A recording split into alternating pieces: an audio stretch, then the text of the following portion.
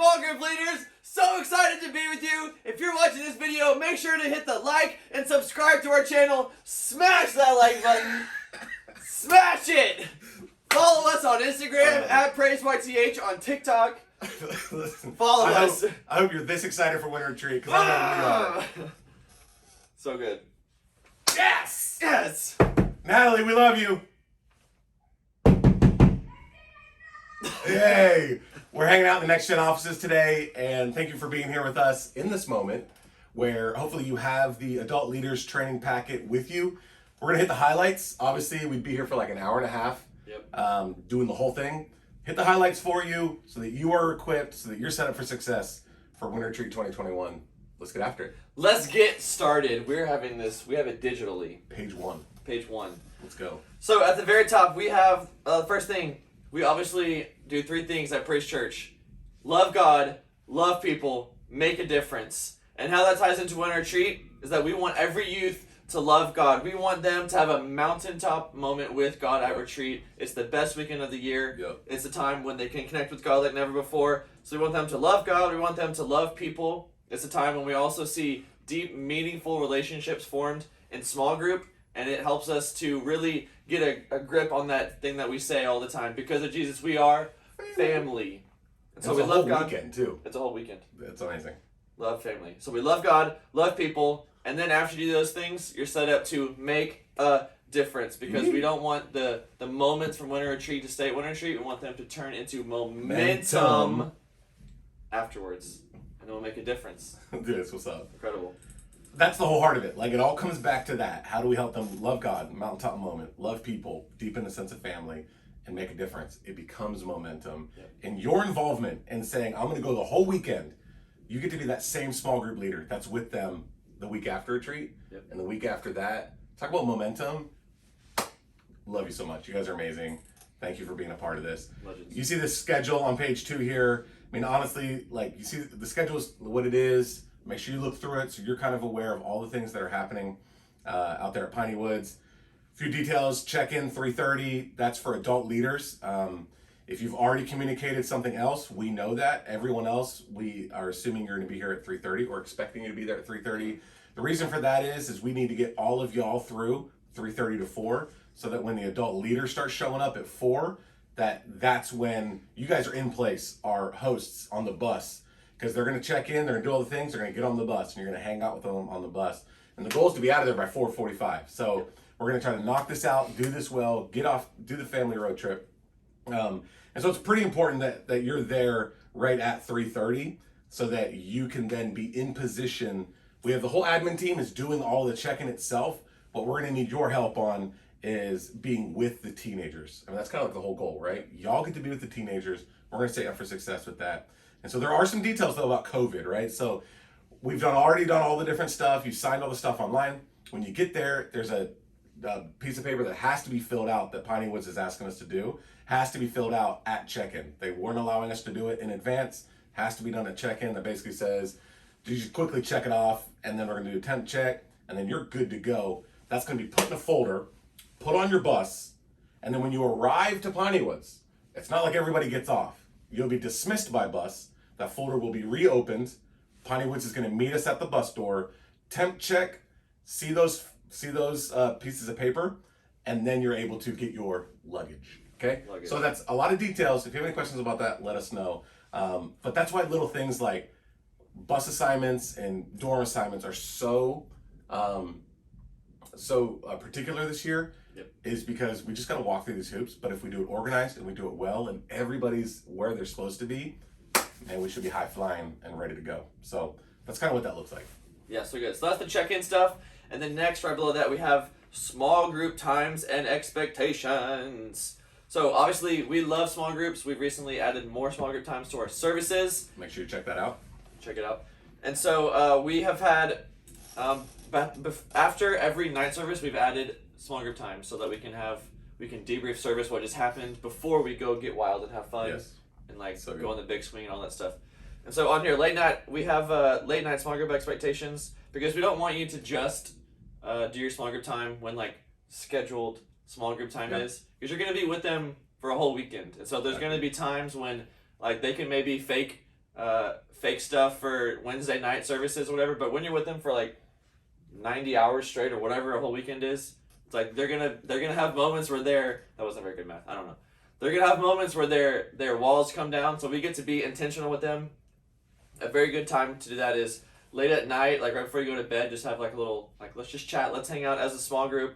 Saturday after Cross the Line is always a very important small group time of Winter Retreat, because the Cross the Line service is very powerful. It's very confronting to a lot of things in their lives, and so make sure that we have that time on Saturday after Cross the Line. Yeah. And then Sunday, we have an awesome thing that we do every year where we have prayer time with the small group leaders, and we give them a token. And so we'll be having a moment where we love to have all the small group leaders go down to the front or all around the whole auditorium.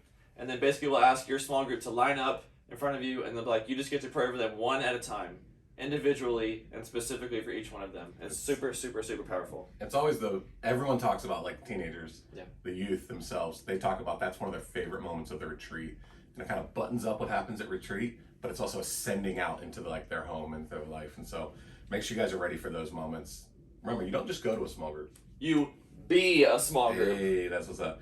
All right, hop on to the next page, Winter Retreat rules. This is the rules that will be given, they'll be posted in your dorm, they'll be given to the teenagers. Kind of overview on that, check that out. You see when to wear a mask on there. That's pretty much the only highlight I have on that one. Literally the only time they have to wear a mask is on the bus and in line in the cafeteria. So in line to eat your food and in line to drop off your food, they have to be wearing their masks, because Piney Woods wants them to wear a mask when they're in contact with their people. So that also means when you're in line and on all the adventure activities. So when you're in line for the big swing and when you're dropping on the big swing, you're wearing your mask. When you're in line for the zip line and in line for the high ropes course. But like when it comes to like basketball and field activities and services and dorms, like you don't have to wear a mask for that stuff. That's an option that if someone would like to take that option, they can, but it's not going to be required. But it is required in those other areas. And so make sure you guys, that'll be told to the teenagers. We've had a lot of questions already about that, so make sure you see that. Yep. But we really want to zoom in on these rules for leaders and give you the heart. Obviously, please read this in detail. We've detailed it out as much as we can, but we want to hear a heart. The whole goal when you got recruited to be a small group leader was because it's our goal is to say we want to connect youth to Christ. We want to connect youth to Jesus through passionate, fruitful adult Christians. What an opportunity to not just share the gospel, but to share your very life with them as well, like Thessalonians says, right? This whole weekend, they get to see you operate in the fruit of the Spirit. They get to see you to choose Jesus over temptation or tiredness or sleep, which is inevitably going to happen. And so, honestly, this is a great opportunity for you to just allow them to see who you are in Jesus, your identity in Him. Because when they see your good works, that glorifies our Father in heaven. And so, being an example is huge when it comes to retreat, and being knowledgeable of that is huge. Yep.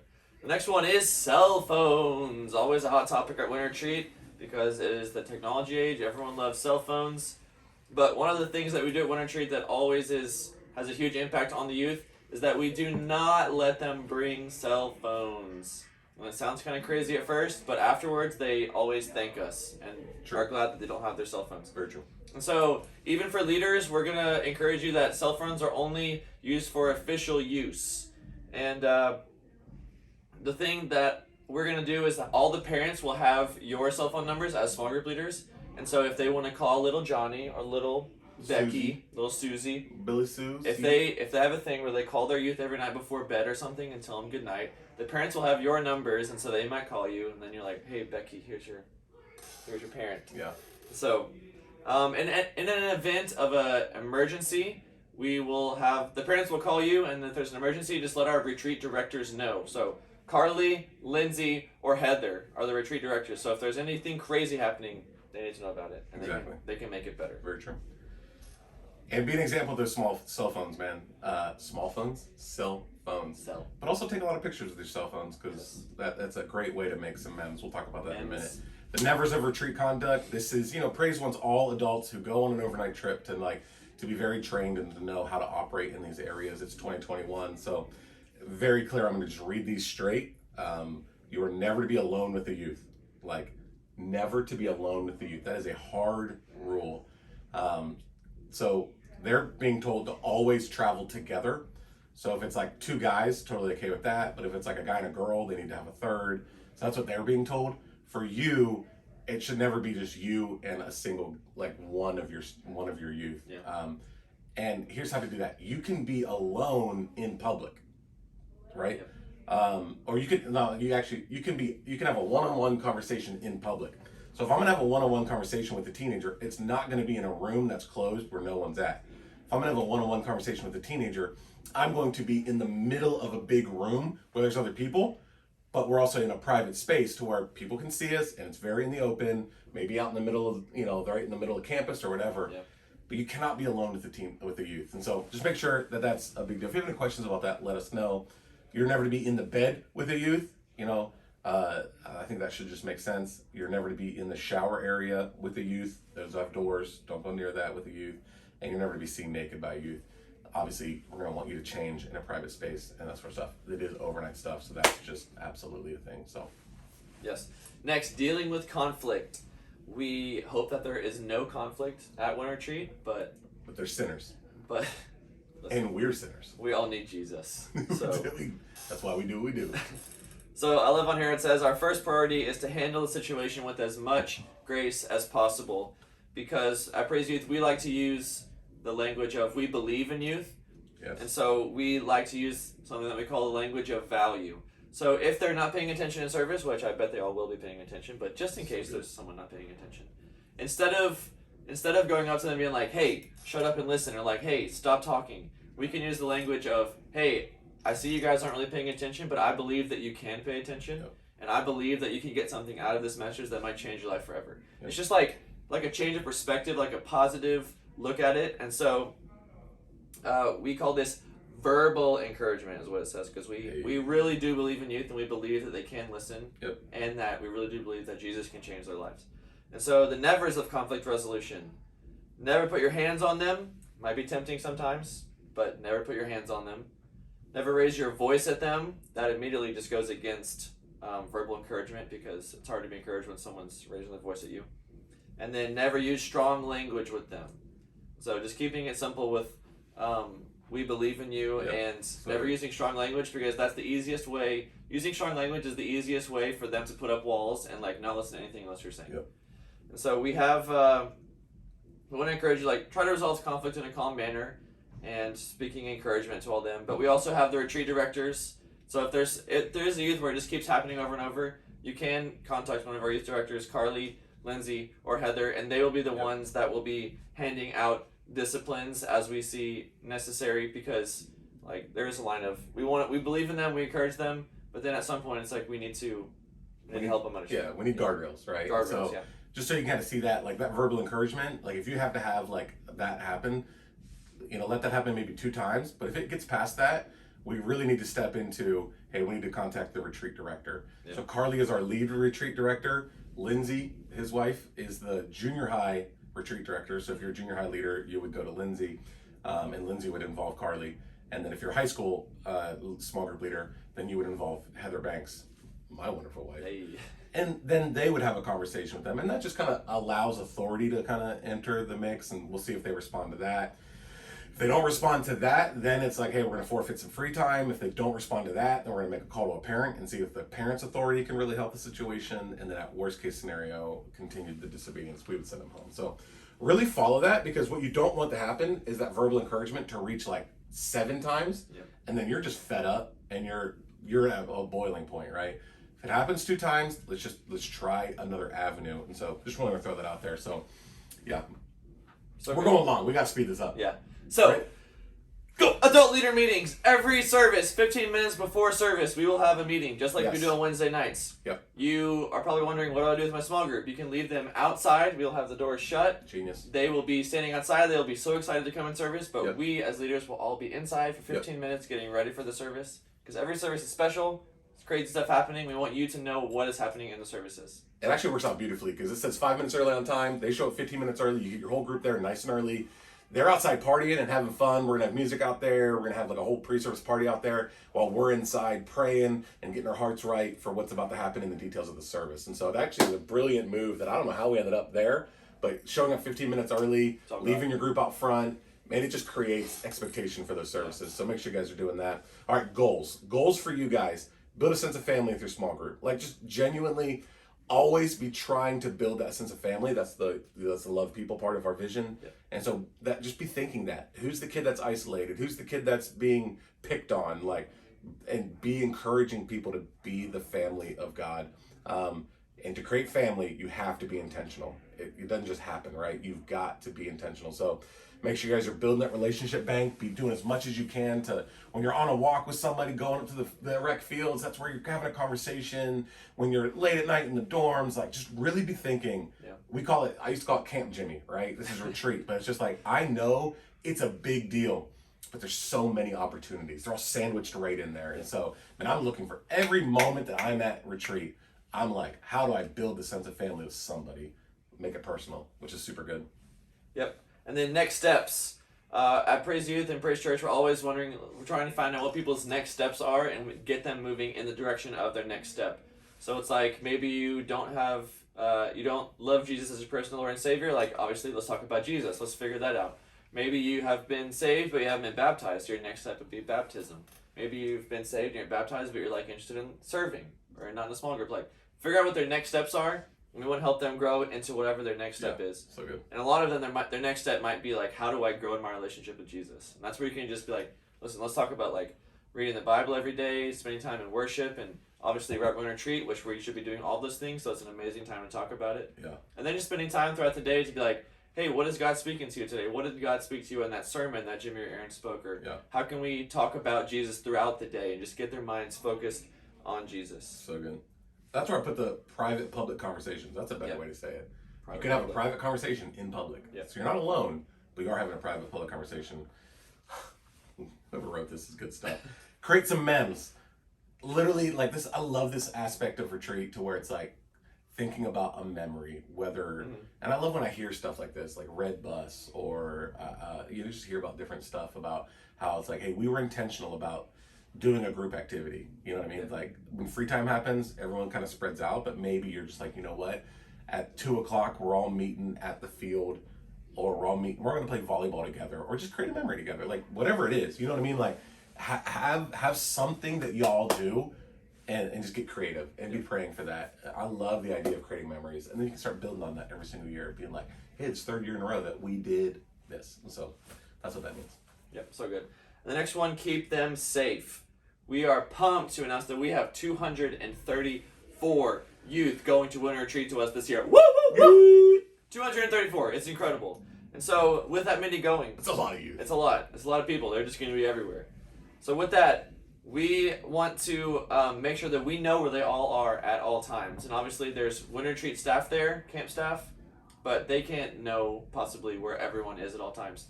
So do your best. We're going to be trusting you that you know where your youth are at all times. Yeah. If that means like, hey, I know Billy and Johnny went to go to the big swing, so that if someone's like looking for Billy or Johnny, you can they went to the big swing. So just keep an eye on them because we want to keep them safe. Yeah, that's how we keep everybody safe, is by the ratios of you and your small group. And so, super excited about that. All right, let's talk about responding to tough situations. This is one of those moments to where you're like, man, we're getting real. Yeah. That's what we want. We want them to literally take off their mask, but like the masks that they hide their hurts. And sin causes pain. That's just the reality of it. And for God to heal, they're going to start to confess that. They're going to start confessing those things. And so when that stuff happens, there are three things that are like, they have to be reported we're working with minors. So you see that we call them the 3 hurts to help you memorize it. Are they being hurt? Are they hurting someone? Or are they hurting themselves? It's called the 3 hurts. And so if one of the 3 hurts happens, it must be reported to staff, whether it's a director or a pastor. We've actually created a little system. We're going to give it to you guys before retreat. It's just a little Google form link that you can kind of like in the moment, you're listening, you're hearing the stories, but right as soon as it's over, find a time to pull out your phone and fill out like, here, this kid is being hurt by someone, whether that's verbal, emotional, or physical, or this person is hurting someone, or this person is thinking about hurting themselves. You can just quickly report it so we have it, and then that helps us do ministry on the back end of retreat, coming out of retreat, of being like, hey, thank you, let's continue God's move in your life in that sort of a way. So we've been given a lot of information there from our counselors. And so, I mean, it's gold. Read that stuff. It helps you understand the depth of what's really happening and stuff like that. And so check that out. But the 3 hurts: being hurt, hurting others, hurting themselves. You need to make a report on that type of stuff so that we can help with those moments and stuff like that. So let's finish this out extra fast on the final details of COVID procedures and different stuff like that. And so what are some of the COVID procedures we need to look COVID out procedures. So if you're going to Winter Retreat, Praise Church is requiring everyone to be symptom-free for 10 days before retreat. And then once you check in and all that, we're doing a temp check and all that. And if you don't pass a temp check, then maybe we'll have to figure out what happens. But you won't be allowed at the camp because there's just too many people at retreat. It's unfortunate, but yeah, you got to pass the temp check and that sort of stuff. And so if you have if you or your youth, or you know of a youth that's coming that have a temperature over 100, just be like, listen, I know you're excited to go, but for the safety of everyone, we're just advising not even to show up because it's COVID, and we do not want to be spreading a lot of COVID to a whole winter retreat at one time. And so we're doing sleeping head to toe in dorms, which we will is that bottom like the bunks? I don't know what that means. That's a Pinewood rule. So that's true. We'll have to figure it out when you get in there. Sleep head to toe. Sleep head to toe. Whatever that means. Whatever that means to you. Yes. So good. Dorm assignments. We have very strict dorm assignments. They'll be strictly followed due to contact tracing, so that if someone is sick, then we need to know who's been around who, so we can keep everyone safe. Again, a lot of these COVID procedures is about keeping. I know I've been guilty before of being like, look, just go sleep in the other dorm. Like, who cares? You know what I mean? Like, and I probably shouldn't do that as a pastor in previous years. This year, we literally cannot do that. Like, literally cannot, because of contact tracing, which is a hard word to use. But just the reality of it is like if someone in that dorm does test positive after retreat, we need to know exactly who's in that dorm. So so good. It's hard for me to say it, but we got to be strict on that. So good. So when do we need to? I feel like when I make these faces, we should like edit it to where it's like. We're not going to edit it because we're already at 30 minutes, so we need to keep moving. So let's go. Let's get it. We already talked about the COVID questionnaire, and we already talked about the temperature check. So we already talked about when you're wearing a mask. That sounds awesome. Junk drawer, coffee. We need coffee, right? So there's coffee in the cafeteria. Yes. So make sure you find that when you're in the cafeteria. But then also in the front of the tabernacle, we'll show you when you get there, we will have our own coffee room. Now, due to budget cuts and stuff like that, it used to be overflowing with like snacks and stuff. It was like it's literally, nice. It was great. Literally this year, there's only coffee in there. So, but hey, we'll give you the juice, we'll give you the coffee, we'll make sure it's in there. And so if you want more coffee, that front room at the tabernacle will have more coffee in it. Do you want to handle no pranking, or you want me to handle no pranking? You can do it. Listen, no pranking. And I'm the old youth pastor today, so I'll rock this way. I've never seen the way that do a prank that doesn't leave somebody feeling marginalized and left out. And honestly, pranking does, I'll admit it, does build a sense of family, but it's always at the expense of someone else, in my opinion. So it is low-hanging fruit as far as building a sense of family, and I think we can not just grab the low-hanging fruit. We're not going to throw someone's underwear out. We're not going to, like, you know what I mean, like, throw water on somebody's sleeping. I'm not giving you ideas. What I'm trying to say is let's build a sense of family by creating memories, by not choosing the low-hanging fruit of pranking. And so let's be a ministry that's known for speaking life and placing value on people. And if you have a late arrival, that all needs to be communicated with our retreat directors. It pretty much already has been, but if an emergency happens, you have to come late or something like that, or a teenager has to come late, that has to be communicated due to all of the COVID protocols. Packing list, 30 seconds. We're going to finish this video. Go as fast as you can. Packing list, obviously, number 1, Bible. Journal, water We bottle. just let that hang for 30 seconds. Bible. That's it. That's all you need. Bible, journal, water bottle, bedding. They do not provide bedding. You need your own bedding unless you want to sleep on a weird mattress. And get a rash. Yeah, and towels. Bring your own towels, personal care items. Or on wristwatch. towels, can I say this? Yeah. I always bring a second towel. Not because I need 2 towels, but because my heart breaks when a kid doesn't bring a towel. Oof. And then I'm literally drying off with my hoodie. So I'm like, you know what? I'm going to bring an extra towel. That's a pro tip of doing That's good, because we're all adults. We should know what to bring to an overnight experience. Maybe you can bring a little bit of the extra stuff for little Johnny that forgets to bring a towel or toothpaste. I'm telling you what's going to happen, and you will be the one without the thing because you're going to give it to somebody. So bring an extra one. Actually, last year I forgot to bring toothpaste, and I borrowed Jimmy's. So. You didn't. I forgot it too. I stole Chris Oh Moses. yeah. Remember? We both forgot, and we. Yeah. Well, I thought you were bringing toothpaste. I thought you were bringing toothpaste. See how that works? That's why we're in charge. Cool. Read the rest of that stuff. Whatever. Don't bring your firearms. I know it's Texas. No fireworks. No fire. I thought it was funny. I just put fire. Like, don't bring fire. I thought that was funny. But hey, look, and no peanuts. Just because we have some kids with severe airborne peanut allergies. And so do your best to avoid the peanuts. But look, we are excited. If you hung with us through this 30-minute video, we're so excited about it. Thank you so much for being a part of this thing. If you have any questions, reach out to us. For us, we're signing off. See ya! Did it. What do you think the actual time is? I think we started at 18, so it's like 25, I think.